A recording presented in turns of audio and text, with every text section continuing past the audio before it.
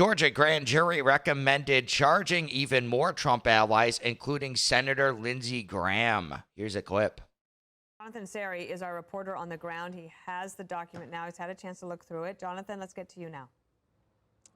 Yeah, hi, Dana. One of the some of the most interesting things in this document is the people who were not charged, the people who were not indicted, that this special grand jury nevertheless recommended that the district attorney seek indictments again. They include former Georgia Senator David Perdue, who had run unsuccessfully for governor. Much of his campaign was focused on allegations that the election had been stolen.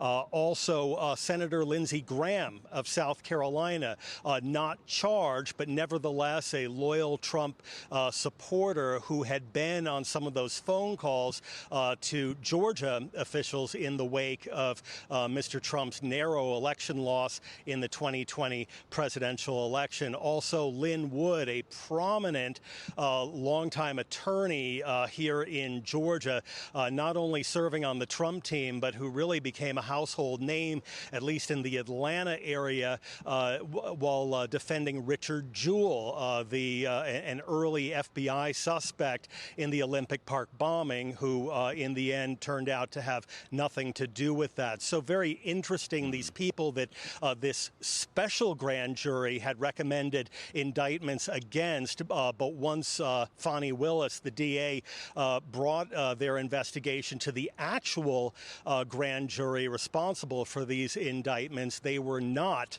among the 19 co-defendants who were ultimately indicted. Back to you. Okay, thank you, Jonathan. Wild. Okay, so I see. So they had a special grand jury before. That's interesting. And they were even on more of a power trip than the current grand jury. That's just indicting lawyers and election officials for asking questions. Insanity. Yeah, but yeah, so that's good. Not more people got charged. I'm kind of surprised because, like I said, this grand jury seems like they're on such a super power trip. But who knows? You know, when Fani Willis and Jack Smith were talking to him, and the judge, who knows what he told them? No, it's not illegal, but it should be. So I've said this before. I know of another case where they did that. Irwin Schiff, it was a tax case, and they're like, okay, well, technically it's not illegal, but if it could be, then they found him guilty. It's like, wait, what? How does that make sense? These judges can sway the jury because the jury doesn't know. They're not lawyers. They don't know anything. They're like, oh, okay, if I think it should be illegal, I'm allowed to do it.